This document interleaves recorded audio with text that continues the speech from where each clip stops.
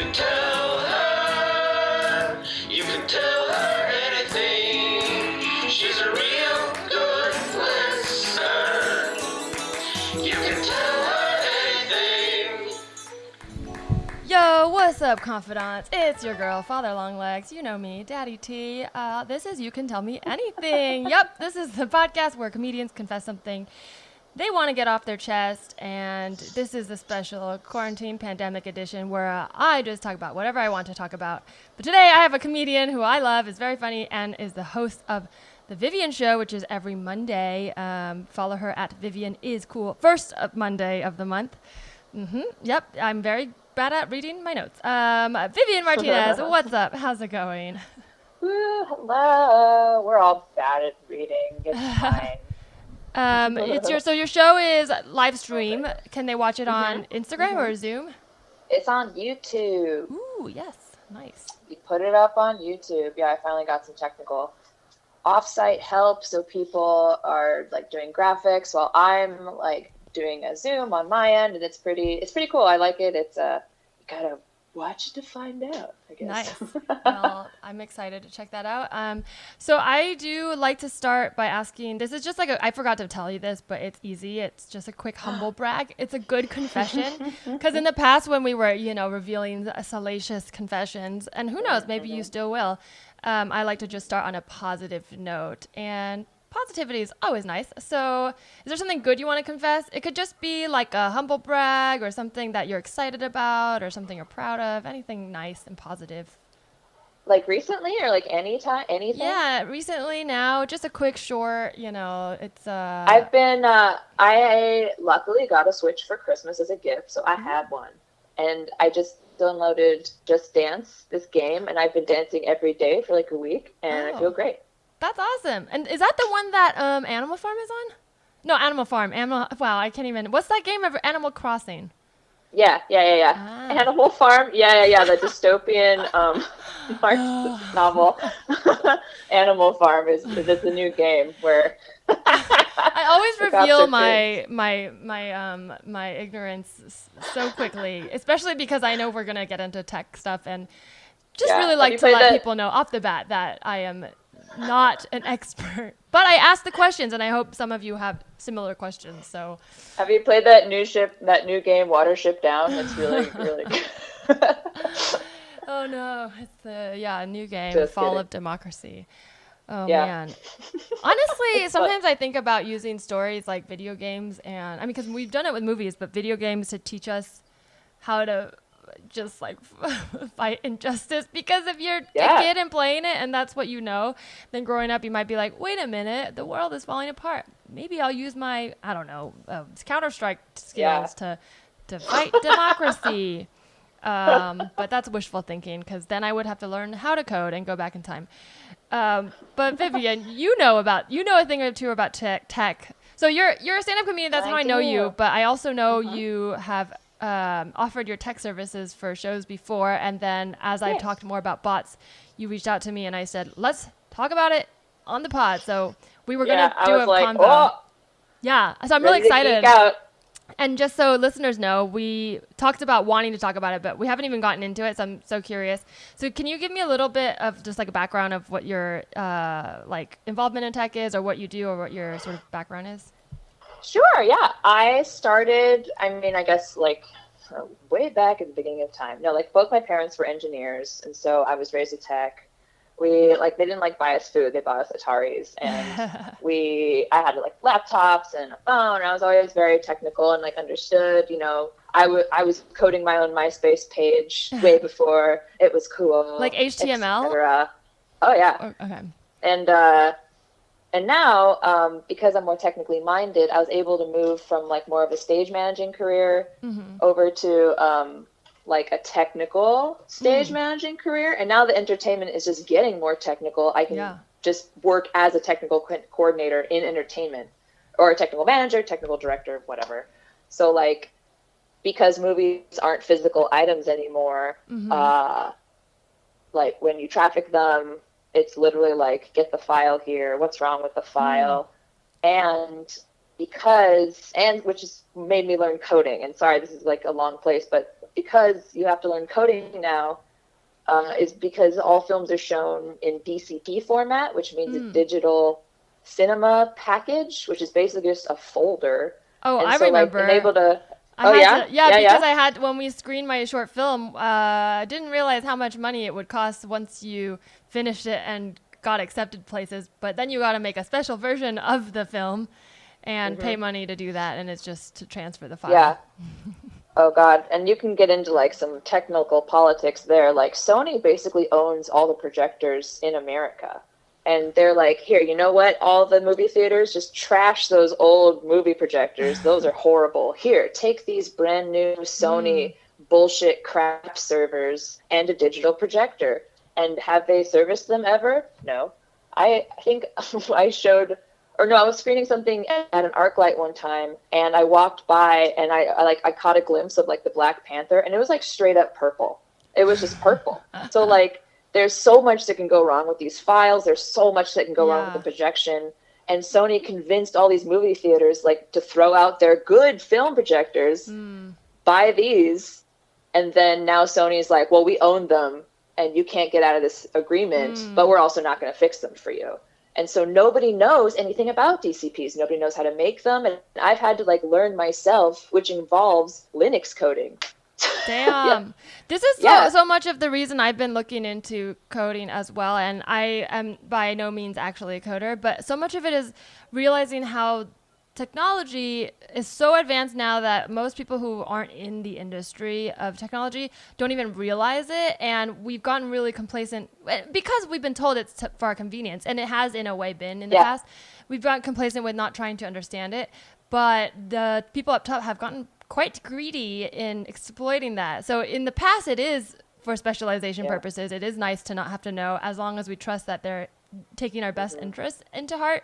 Yeah. But now you gotta have a mechanic, you know, you gotta have a mechanic. I feel like that now, you know, it's like. But now we're being exploited because, like you said, like these kinds of contracts are essentially monopolies, and it's. Oh yeah. But it's tricky when you get into this space because with specialization and expensive technology, like you do have to incentivize innovators and developers to get into there. So sometimes you do protect them with IP, but then we're not talking enough about when new technology exists. I don't just mean the projectors, but just in general, there's definitely AI that moves so fast that it isn't just IP anymore. Once it exists in the world, it's almost like fire. You know, it's almost like now it should be open source for developers to take that and apply it other places. But in order to lure the big investors in, we have to give people these advantages that I think really hurt society and the economy, to be fair, because I don't think investors in Wall Street make money the way they used to anymore from just investing in good products. It's all just like day traders and algorithms manipulating the like, you know, I barely know anything, but I know most of the money is being made on like puts, calls, futures, options. It's not just the old school like mentality of like, oh, I like this product, let me invest. So it's not even benefiting the investors. It's only benefiting people who know how to play the game and understand the technology. Yeah, and it sucks that so much of life is tied into the Dow and the NASDAQ, and like none of us know any of that shit. Like I legit thought NASDAQ was like some sort of race car, I think, until I was like a teenager.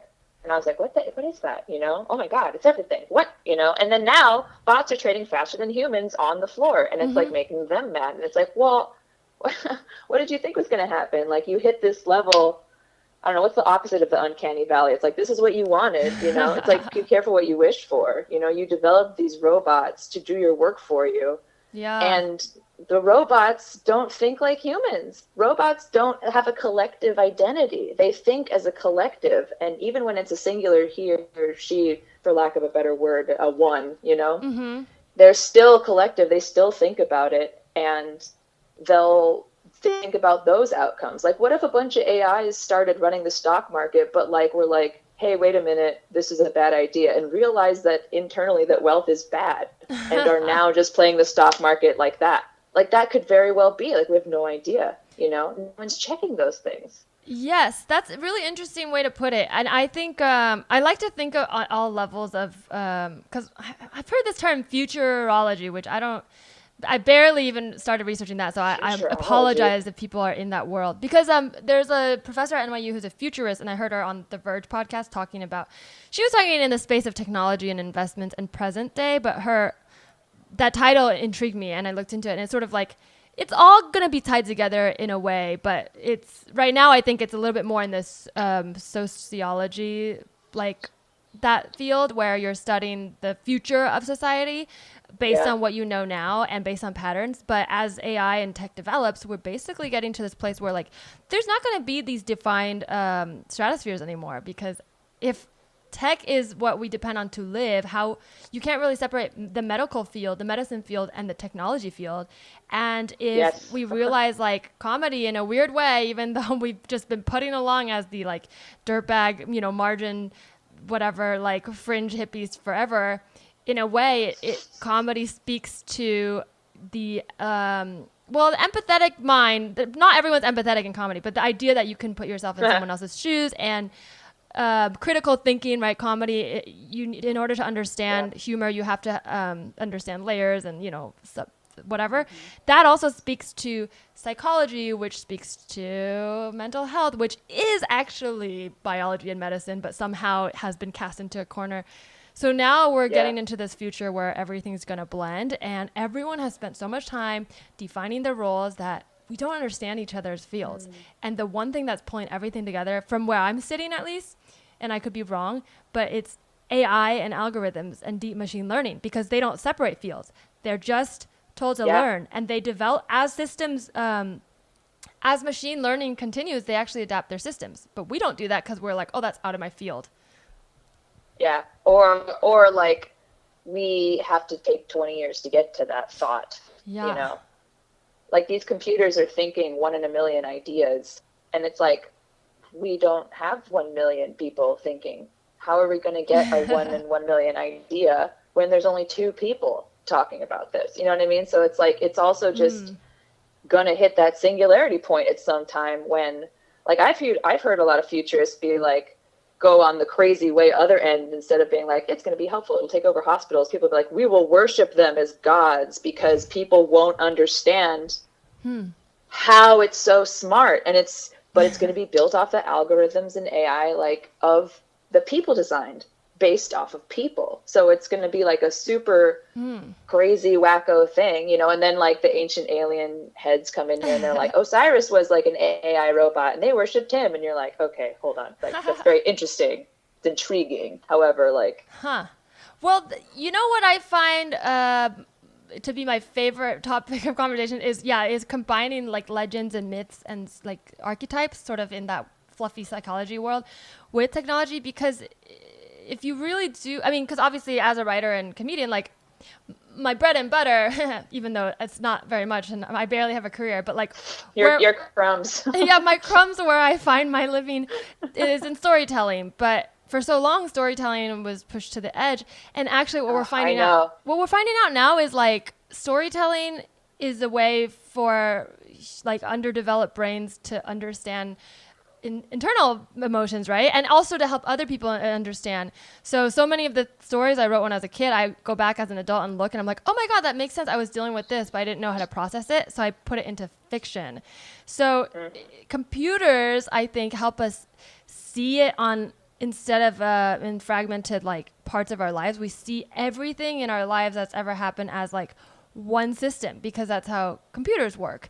And it's opened my mind in a way. I sound nonsensical, but the reason I want to talk to someone is because I want someone to check me when I'm sounding crazy. But what it's done for me, like in the last few weeks of researching AI and computers, is it's helped me look at my own brain like a computer, which is what a fucking computer is. When we made a computer, it was meant to be like a brain, and then a brain, we call it the strongest computer. We forget that's where we started. We totally forget when we talk about singularity. It's not that weird because we literally modeled computer algorithms after neural networks, which is... You know what? The even fucking crazier thing. Here you go. The brain is just an organ that discovered what it was and then named itself. Found its place in the universe and then named that. and now is trying to replicate itself. Yeah. And it's just like so cool to me because the brain totally is just like a binary system. I mean, think about a computer, right? It's binary. It's 1 or 0. It's on or off. It's always just one or the other. So like when you give it power, how does the computer know to turn on? Do you know what I mean? Like there's certain but things they're in not there where always, you're like, right? wait a minute. I feel you know? like a lot of newer tech, it's not all binary. But I know what you mean, because I think that's the advantage we have over like computers right now, presently. I'm sure in the future it'll change, but that we don't have to think in the binary, even though a lot of humans do. Yeah. Like we often think it's I versus the world. Like for example, if I really wanted, it could be as simple Very as American idea too. It's a very American idea. yeah, but also the opposite isn't exactly right either. It's not just I versus the world or give up myself for the world. Like the world isn't binary. Like there are these weird, I mean, this is the dumb example I used on the last podcast with Jake, but like if you were in a traditional marriage back in the day where you thought like a hetero marriage where, you know, a woman and a man and you're not supposed to cheat, and somehow some, you know, ex showed up and was trying to take your man. The binary thought might be like, I don't want that. I want him not to cheat, but she exists. So now it's just me versus her or whatever. But then there's this other in between where you're like, I don't want her. There's 3 of us. She wants him, but does she want him or does she want to make me mad? Like now you can start to consider like, what's her goal here? Does she have competition issues, or is she in love with him? Is he in love with her? Does he just want to fuck? Like, then you can start tearing this apart into like, well, I want him not to sleep with her, but I want her to leave us alone. So she won't so then you can start to act. I mean, like it sounds so crazy, but this is what we've made computers be able to do, is we tell them what kind of outcome we want and they optimize the best way. Whereas our dumb little brains think from the beginning like, well, if I don't want him to cheat, then I just have to say no, no, no. But if my goal is for us to be in a loving marriage and trust each other, is there a world where I say, hey, what do you want here? Do you like her? I can tell you that I don't want you to sleep with her, but if this feels like a thing, is there a world? Like there's now nuance that's not binary, and it's not about you achieving this single-minded goal, except that's how we are seeing the world now. But computers, does this make sense? This is why I was like, I need to talk to somebody.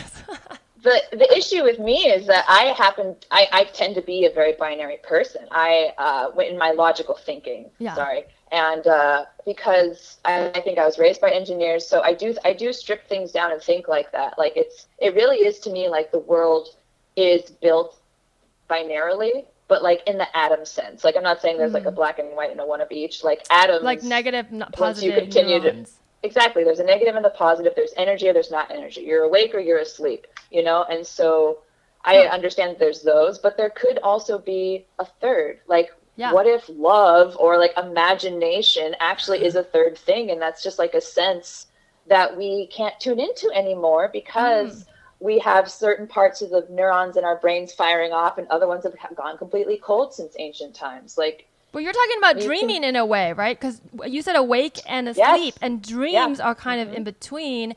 And dreams are this, you know, manifestation of our subconscious wants and needs. And it's also both the logical part of your brain too, because it processes what you experience into information that you can use. Which is also very computer-like of humans to do. Like it's almost as if I swear, like I'm a huge Battlestar Galactica fan, so I'm like the first humans probably were computers, and it's all happening again. But like we have a systematic way of thinking about things like that. Like we categorize stuff as humans. We like stuff to be the same, and it's because our brain likes organizing stuff like a computer. Like a computer doesn't like when stuff's not in order. Like it'll freeze in the middle of a code it can't read if there's an error. Like it'll go boop, boop, boop, boop, boop, which is why it's like yes or no. It's like 1 or 0. It's like, is this code working? Is this code working? It's not. And then suddenly the code just stops, you know, down. Like that's kind of what happened I'll think of an example. Last night I was watching this documentary AlphaGo to prep for this. I was like, I should watch something that's going on recently. Tell me about it. And AlphaGo, well, Go is an ancient, like, the Chinese game? Yeah, Chinese? Yeah. It's very popular in Korea, but I don't know where it actually originated from. And so there's like tournaments. It's like, just people haven't heard of it here because it's like chess. It's like one of the oldest games ever played. It's so simple. It's super cool. And but everyone's like, you can never teach a computer to play it because it's extremely intuitive, right? And so these guys at DeepMind or Deep Thought or Deep Think or whatever, the ones who did the chess game were like, let's do alpha, let's do Go, let's do it. And so they built a computer to do Go, and the computer ended up making such creative decisions and ideas, but still in like a very binary way until it didn't. And it hit a roadblock, and there was a huge error, and the system failed, and it started doing like a bunch of weird moves, and everyone was like, oh boy. And like the robot. The thing was, yeah, so it was like, like, you know, a record. And, but because of, I think they used quantum bitmap or quantum binary, which is, I think what you're talking about is like beyond binary. So they might have used that because what happened was the computer got stuck at this one part, and it was like, like a Roomba, like hitting the wall, like, no, your floor is clean, your floor is clean. And then suddenly it like reset itself and then started like winning the game again. And everyone was like, what the, did it just like fake us out? Oh my God, I gotta watch or was it an error? And so like, they don't even know because they're not smart enough to even figure that out. The developers of the game, they were like scrolling through the code to be like, okay, it got lost in thought here. And then it like came back, but didn't mean to do that. So it's just like, if imagination and dreams and intention or mistake are like this third thing, then yes, computers can do that now too. So that's like scary for me. Like a computer can imagine. Well, it's scary, and it's not in that okay, so this is where I get really hippie and I need to scale back, so feel free to rein me in. I'm going to try to say it in because I have come to some very new beliefs that I think we're always there, but they're like, I would call them evolved beliefs through the last couple months of quarantine. From literally being alone with my thoughts and having to arrange them like a computer. I've literally been trying to, it sounds crazy, but code my thoughts like a computer. I would consider these not new beliefs, but they're definitely evolved. So I think the way I see the world now, all life, like computers and humans, is we can solve our problems by understanding ourselves, but oftentimes we think we understand ourselves, but we haven't yet. And I'll add a disclaimer that I definitely don't think I'm there yet with myself, but I'm way further than I was a year ago. And a year ago, I thought I knew my patterns, like, oh, I always do this or I do that. And therefore, here's my responsibility, here's the other person's in the situation. And now I've moved on to, it's weird to explain because it's not actually victim blaming, but it's the way I see the world. It's like everything's my responsibility because everything's everybody's responsibility, but it doesn't excuse bad behaviors. I have to say, it's helped me in the past, having dealt with trauma, to take back complete power of every situation I've been in, even the bad ones, because it allows me now not to be afraid of the future, because now I understand what happened. And I really do. It's not like a coping thing, but I understand that a part of my brain I hadn't fully saw or really faced, like a truth inside that I was lying to myself. So I allowed myself to be in a bad situation. It's not victim blaming because I think a lot of people take advantage of people who are there. So I don't think bad behavior is excused, right? If I had been there and someone didn't hurt me, you know, that could still have been an outcome where I don't learn, but also I don't get hurt. But now I'm in a position where I feel really intuitive, like this computer, where I know in the future I can run into bad situations. I can still get hurt, but I'm not going to look back and go, what happened? I don't understand. Because I actually went back and analyzed all of my I don't understand that moments of my life, and I understand it. And that's the weird thing, is most of us, myself included, there's parts that are hard to look at. Most of us don't want to do that because it involves looking at some really, really hard things that we may not even understand, right? We don't understand why that go thing did that, but we don't always understand why we did what we did. Like people, you know, who cheat or do this or lie, like sometimes they really go, I don't know, and I can't reckon with it, and I'm just going to say, hey, I apologize, that wasn't me. But it was. You hear that so often. People say, that wasn't me, when it was. So I think the way we can understand computers and not be scared of them is to understand that, like, literally we are avoiding this whole part of ourselves because it's scary. Mm-hmm. Yeah. And I should say also, it's sort of like scary exciting, because I think people hopefully now will use AI for good, but there are elements of scariness. But I think it's also just natural for us to be scared. There's a famous Asimov essay he wrote oh shit, what's it called? Ugh, I'm so bad with names of things. I can remember the color of anything, any color of anything. This is why I often say, like, I'm a computer. All I can remember are numbers and colors. I can't remember the name of someone I talked to like 5 seconds ago, or that book. They will come to, fuck. Okay, well, anyways, it's a really, really good essay, and it's about how, like, inherently humans are, like, scared of what's next. That's why older people are scared of, like, younger generations. They're just like, whoa, whoa, whoa, whoa. Wait, what's this ticking, talking? What you talking and ticking and talking? I don't know. You know? And then they inherently make fun of and berate because of, it's like the, and then he compares it to the Greek god who, like, overthrew his father, and it's just like a very archetypal thing. Like, we're always afraid of the student overturning the master, you know? Yeah, and that sort of comes back to this, like, psychology of self, because I think we're given our whole life. I mean, and I really am spiritual, but I'm not religious. But it's funny because a lot of what I talk about and look at tends to have a lot of religious undertones. But I really understand why people are so drawn in the past to religion and why we as a society have moved away from it, because it's the same need that we're addressing. It's this need to understand why we're here and how to feel less empty. And sometimes we trick ourselves into a very young age thinking we found the answer, and that's very safe. Literally, it's just about safety. If you can grow up in a church that tells you all the answers but tells you not to question at a young age, you're going to feel very safe. But when the Band-Aid gets ripped off when you're older and you realize a lot was lies, you feel even more unsafe than before. So the balance is somewhere in the middle, right? You need to actually feel safe so you're not just a child freaking the fuck out. But if you get totally lied to, it sets you up for a hell of a lot of therapy later, because I was so lucky. Yeah. Oh, sorry. No. Yeah, I mean, that's all. Yeah, I was just kind of talking about this. Like, we try to take these shortcuts, but these computers, like, you literally watched it mess up before it moved on. It just did it faster than we can. I think people need to do that too. We try to skip to this part where we are enlightened, but we can't. And the computer knows. That's the thing too, is like the computer, like, let's say you're building a computer for yourself and you built a really nice AI model. It's the Teresa model. It's the L.V, point V version awesomeness. You're plugging in all your memories and all your memories and all your memories.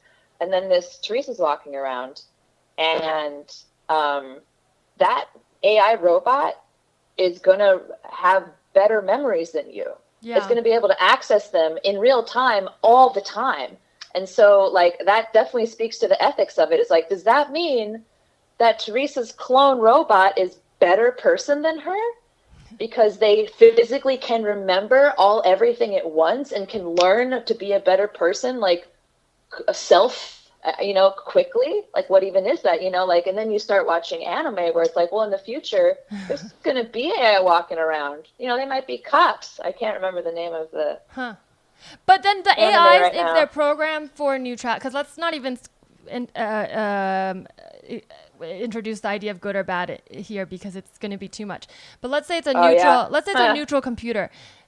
There is a reason our brains, which are neutral computers that have evolved over thousands and long times, have started to be subjective with memories. It's actually a survival skill, right? And if you're a kind of person who has repressed memories, often they're protecting you from pain.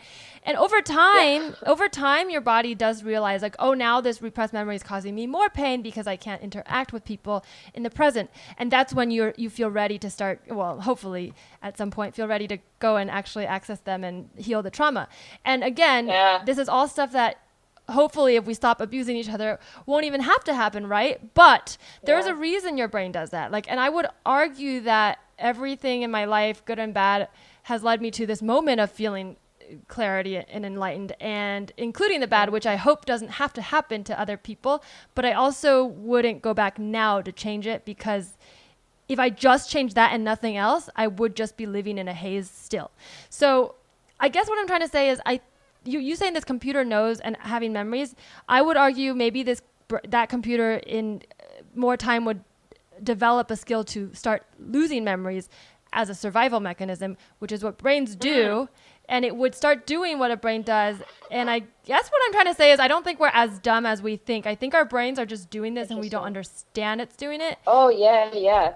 I think of my brain as like, okay, like I have 2 monitors on my desk. My brain is probably like 45 monitors, and I can only see the 2 monitors on my desk. Like there's so much going on that we don't know.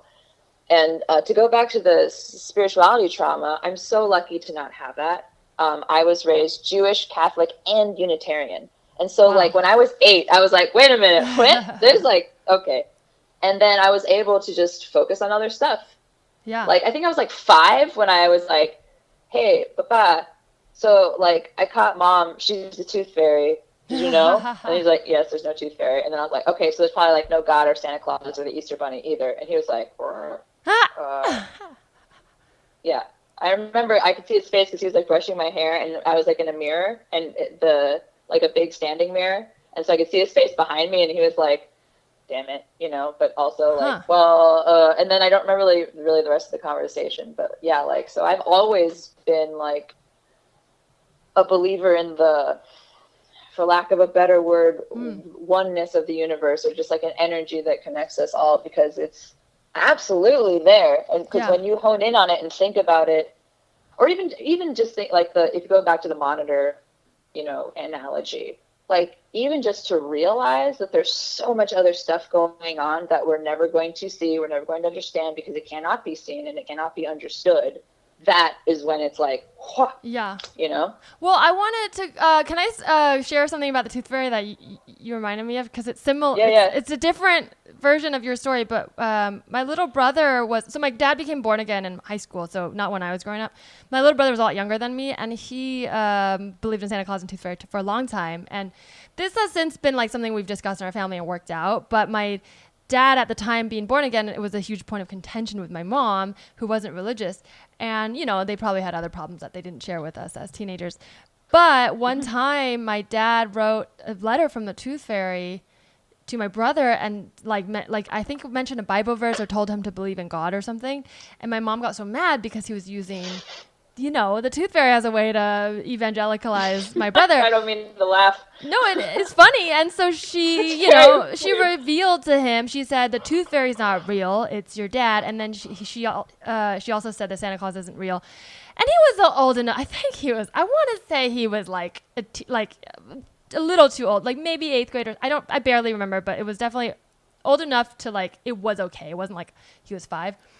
But he was very upset and cried, obviously, because that's sad. But your thing reminded me of that, because I think at the base of everything, the reason we protect kids with lies sometimes is because we want to make them feel safe, and we want the sense of wonder. And if you feel safe in other ways, like your family feels safe, then you're not going to feel the rug pulled out when you realize that Santa's not real. You may be disappointed because it's fun to believe in magic, but you're not going to have that gut-wrenching feeling of like trauma. Whereas I think the reason that's definitely the opposite of my mom. She was so logical. Like she was not. This is another reason, as sometimes I think that there might be an issue with actually being able to see people's faces face to face, but my mom doesn't connect with people very well, and so she tends to be extremely logical, like even more than me. She's also brilliant and also a computer coder. She's one of the people that designed GPS. Oh, that's awesome. And in general, and I know everyone's always like, GPS what? And I'm like, no, like. Wait, did you grow up in the Bay? No, we grew up here in LA. Oh wow, okay. They met at UCLA.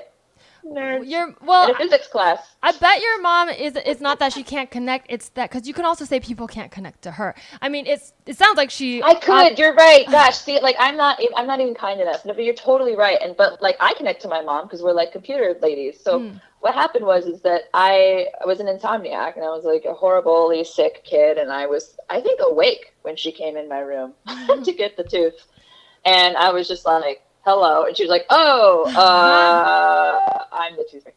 That's like so she didn't. She was just like, it's me, and I, you know, and she wasn't like sorry. She's very practical. My mother, you know? She always was like, I don't, you know, because her family was very, very Jewish, and then when they passed, she stopped practicing, and I was like, why? And she was like, well, I don't want to. I mean, it's not a waste of time, but I'd rather dedicate my time to something I can understand one day, and I'm okay with the fact that I'm never going to understand that. You know what's so interesting? Because the story, I know this probably wasn't what was going through your childhood mind at the time, but the story of your mom, you catching her, what I heard, and this is because I have a biased point of view because I didn't have this, was just that she was logical, but that she was truthful. And it's sometimes hard with children because you have to lie to a certain extent. But in that moment, her preference would have probably been not to get caught. But since she was caught, she didn't gaslight you in the moment and say, like, this is the thing parents sometimes do, and we do to each other too. Like if I ruined a surprise that I wanted to surprise my partner or something, I might get upset and gaslight.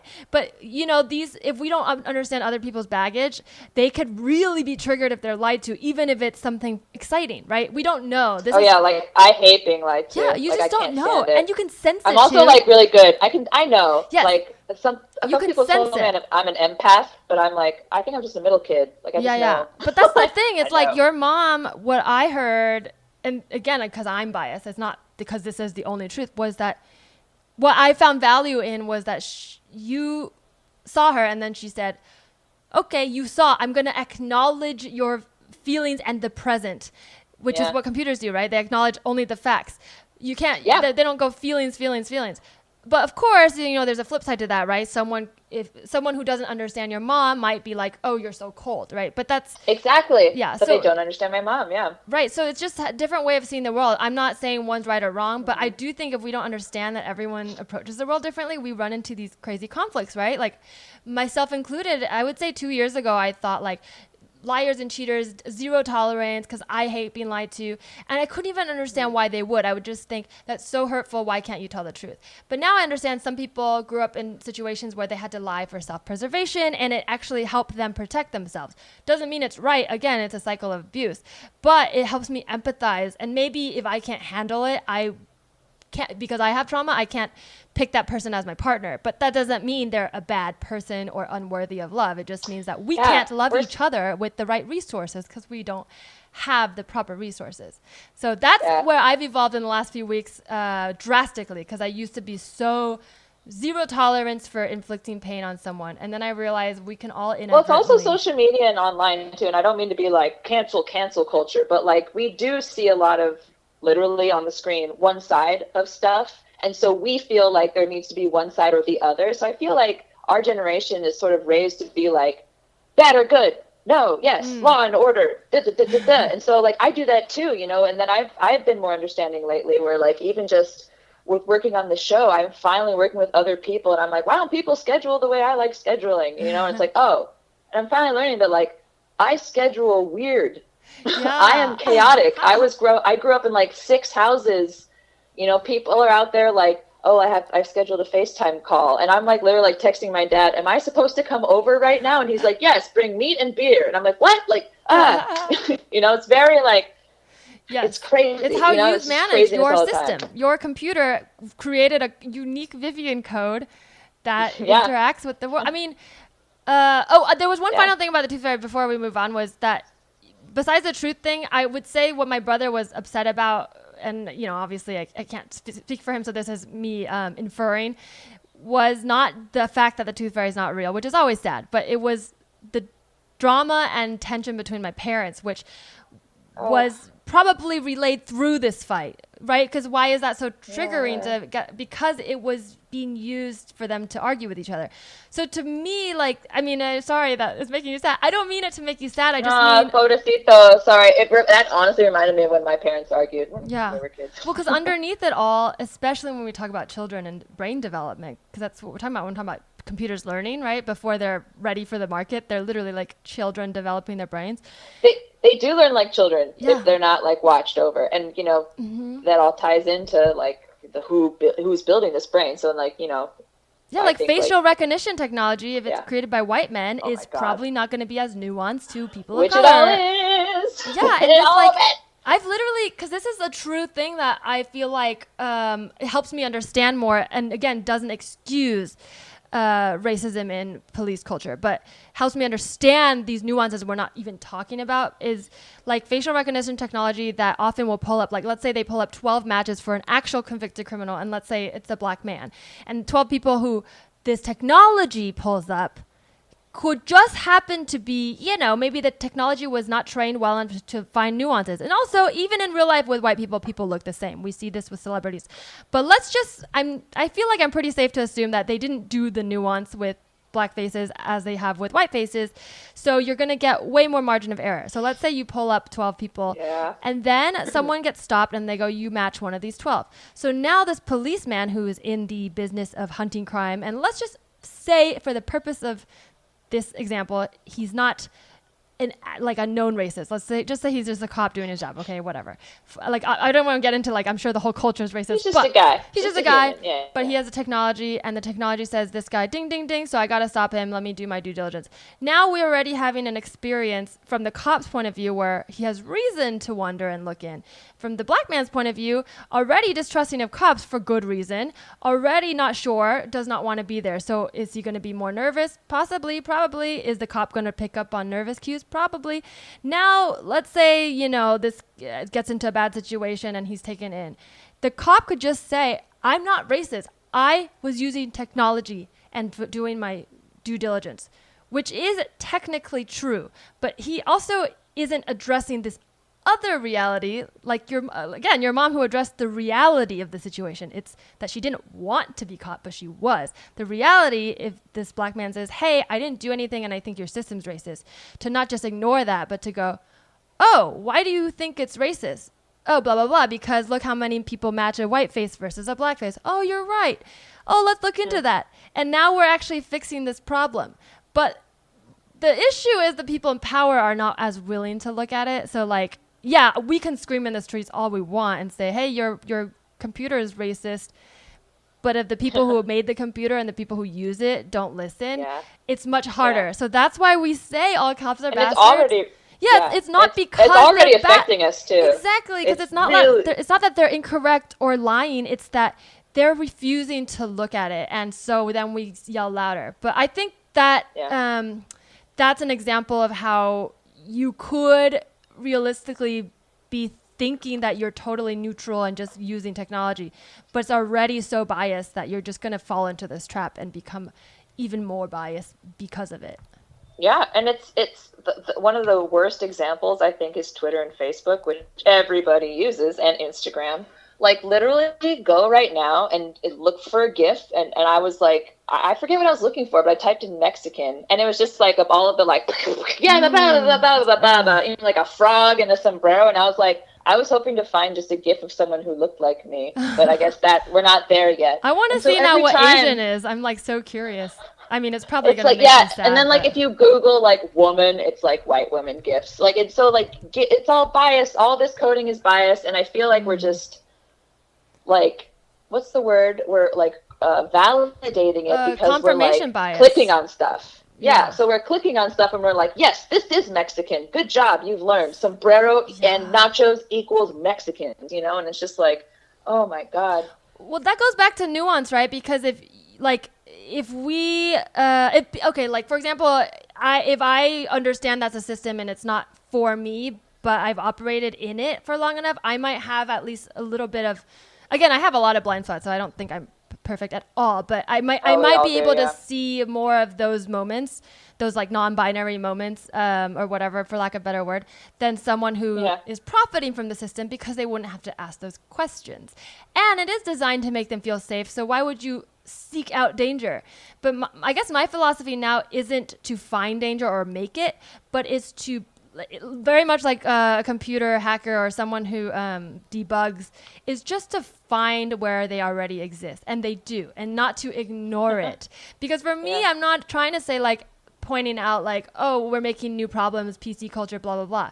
But I think to some people, they really think we're creating problems, where we're really just pointing out weaknesses that already exist and are hurting people. These aren't just random weaknesses, they're actually hurting people, and some people get the privilege of ignoring them and it doesn't hurt them. They really, really do hurt people, and I think people just don't see it because, like you were saying before, we see it online, and now we've sort of, unfortunately, seeing isn't believing anymore, even though that is how our brains are wired. And so we're going to have to go back to storytelling plus visuals plus empathy, because what did my dad say? He said something so beautiful. I literally put it in the monologue for the show the other day. He was like, I'm sick of people taking a selfie with change. I need it to bind to them. It has to bind to them so that it changes them. And that's the only way we're all going to change. And I was like, yes, papa, because even him and I had a talk. I recognize my privilege. I'm white passing, and Papa is of a whiter color. He's first gen here. And I think, actually, speaking of binary, his birth certificate, but they were like, white or black? And they were like, and so they wrote white. Whoa. Yep. Yep. That's I thought I was wild. black when I was a kid because there was either white baby dolls or black baby dolls. Whoa. And I was like, I'm not this one. I mean, we do think the world Well, in one of binary these. as kids. I thought all non-Asian people were white, including black people, which sounds stupid. But it actually goes back to, because also in Chinese, which was my first Right, I made the language, left. we called foreigners 外国人, which is how my mom called Americans, even though they were foreigners. Like, it's just easier for children, my vocabulary. They weren't saying this to be racist. I think it was just, I caught on. No, I get it. But yeah, it's like 外国人, gringos. yeah, 外国人 meant like Americans. So in my head, I categorized black people as 外国人, white people as 外国人. And obviously, through education and living in America, I understand systemic racism. But so this isn't to be like, go me, I was colorblind, because that's not what I mean. But I just mean this binary thinking is pretty common for children because it's our brains aren't developed. But we then have the power to move past it. And I think a lot of people stick to their justification in having it in the first place, which is like, yeah, fine, you had a reason. Now you have a reason to change. So just do that too. Yeah. Like, I know. It's like you can totally evolve. I feel like that's when a comedian is like, well, I thought the joke was funny. It's like, yeah, but a lot of people thought it was bad and hacked. Yeah. Well, I liked it. But you could write a better joke without the word Mexicans in it, couldn't you? And they're like, well, but I thought it was funny. And it's like, but you could be better though. yeah. And you just don't want to be better. So you're just like admitting like, nah.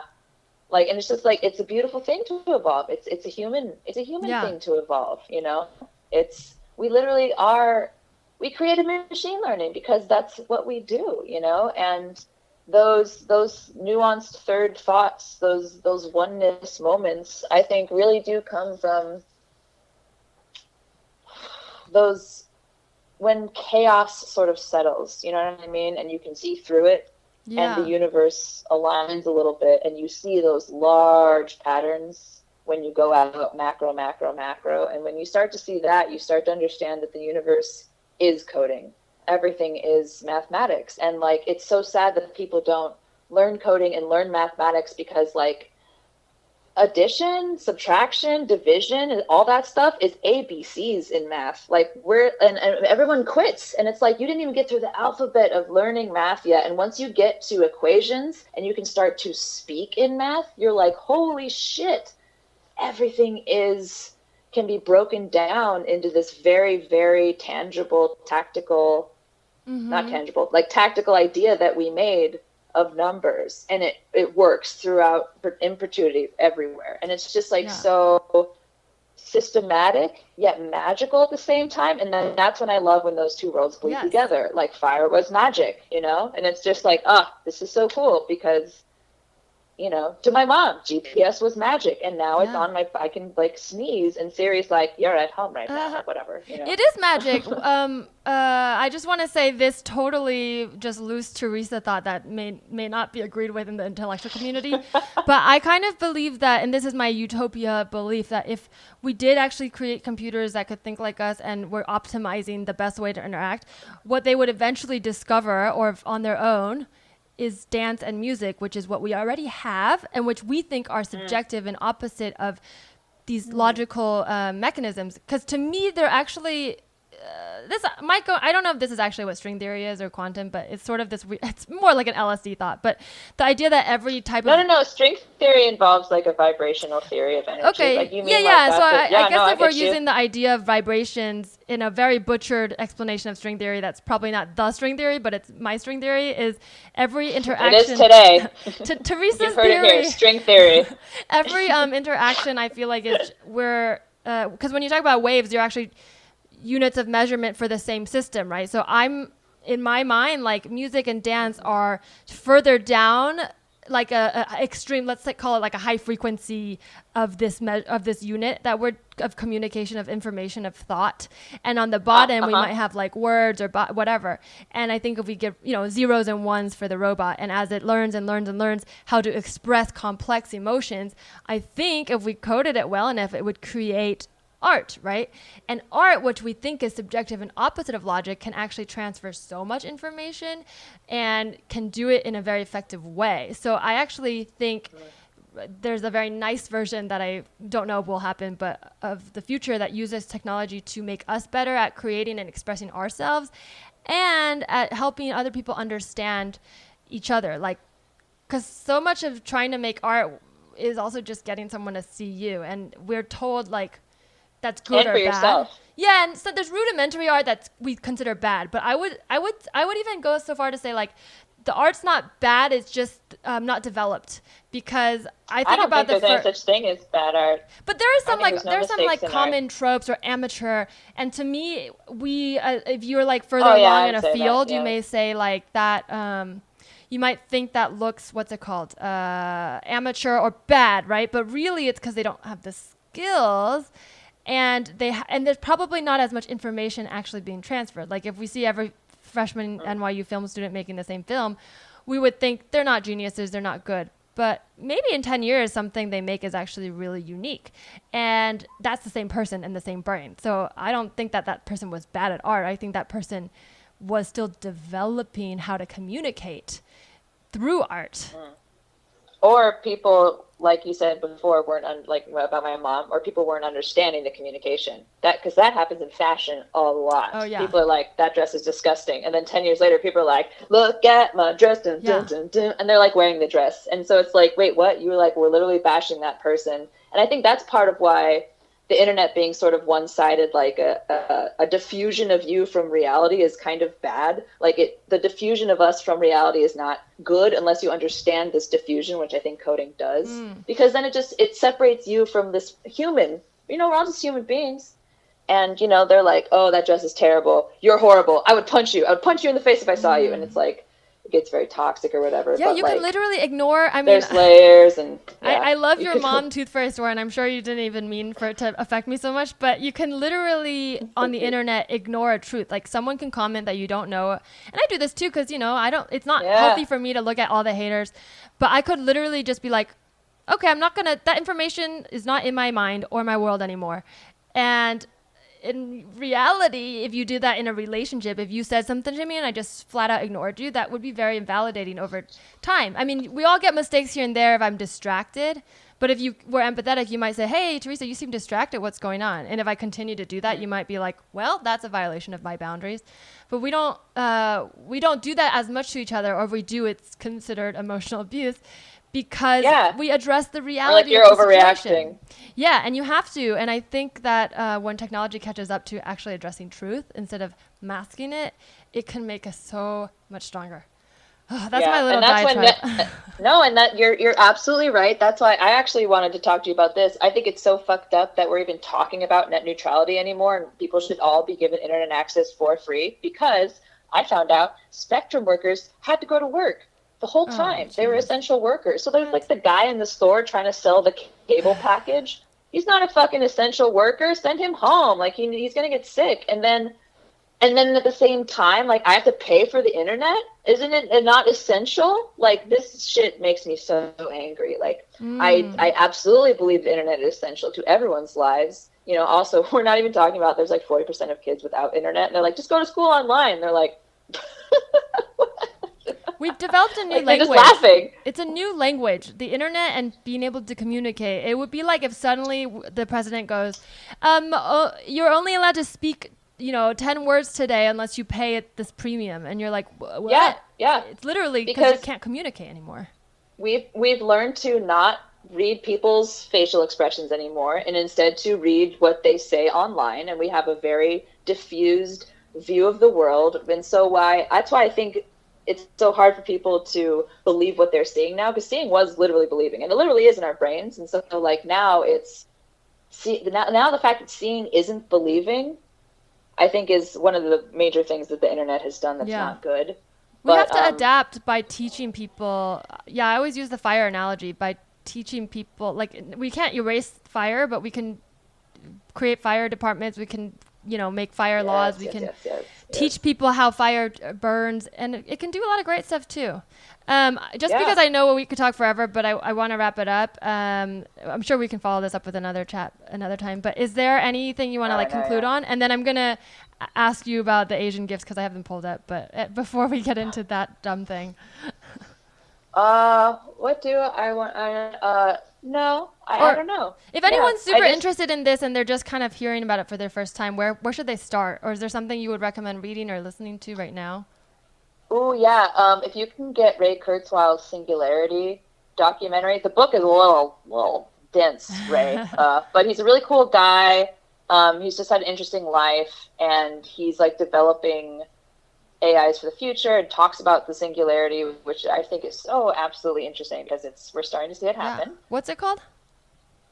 Or what's his name? Titles. Ray Kurzweil. Ray Kurzweil. Yeah, Kurzweil. Kurzweil. Okay. Kurzweil, I think. Okay. And then AlphaGo is great. AlphaGo is beautiful because eventually what the documentary wraps up and says is that the study of AI is the study of thinking by using what we've thought about to build a thing that thinks about thinking.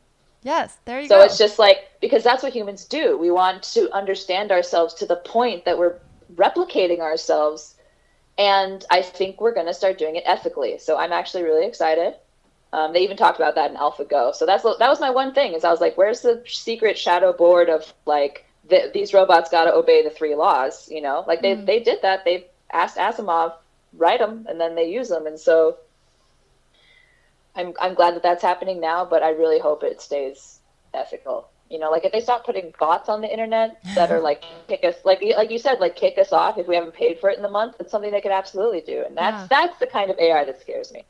Yeah. The one that's like your heartbeat and your thumb is too fast. You can't text right now. You know, I feel like shit like that's coming in the future. Yeah, it's freedom. I don't want to take away our freedom. I want to give us more. But right now, we have to understand how to see truth first. And it's really hard to see the world in a truthful light if you can't see yourself in a truthful light. Okay, that's the T. Especially when we're not getting the same freedom yet, which we will. Well, thank you so much for sharing this. Okay, so just to end, because I was curious what gifts came up for Asian.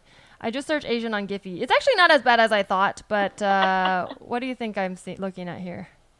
Oh God, can I be honest with my guesses? And that sure, yeah. Rude? I'll say that I definitely had guesses too, and I think they're not as bad as I thought. I don't know if that helps. Okay. I was like, is one like a fortune cookie? I swear to God. There is a panda, but there's no fortune cookie. So there's a panda, all right. panda dancing with some sexy girls. There's a guy crying. Actually, you know what it is? There's probably a lot of Asian people who use Giphy, so it might actually be like, maybe. I feel like, there's a lot of English speaking Asian countries, so this might be skewed, but I feel like you saying the Mexican thing made me want to see what Asian is, but I bet bet there's funny. I bet that it's skewed. I feel like Asian girl would get you some annoying things, but let's not. Oh, it's gonna be like the little angry Asian girl anime character. It'll probably be her, right? She's like. Oh, there's some cute little kids. It's funny because I think you said this on a live stream, maybe not today, but when you're talking about the gifts, that like if you search happy or sad or emotions, you can't. It's just like a white face usually. So I never even considered that. Always. Yeah, I never consider like that. Even my avatars in GIF emotions are like I'm using a face that someone else recognizes better than myself to express my emotions. Anyways, I can't wait for an emoji. That's food for thought. Yeah. It's been awesome. Thank you so much. I could talk about bots all day, all dang day. Yeah, thank you so much. This was really great, and maybe we could start like a think tank group or something. That'd be fun. But I'll put this pod out, and then we can keep chatting offline. But if you guys like this pod and you listen to it, DM me or Vivian, and we'll keep talking, or tell us what you want us to talk about. Okay, where can people find you, Vivian? Beep, boop, beep. Oh, at Vivian is cool with an IZ because the future. Yeah. I don't know. That's actually my old AIM screen name. Nice. Hell yeah. Computers. And go watch the Vivian show and follow this podcast. Tell Me Anything Pod, and follow me at Larissa T on Instagram and Twitter. Thank you.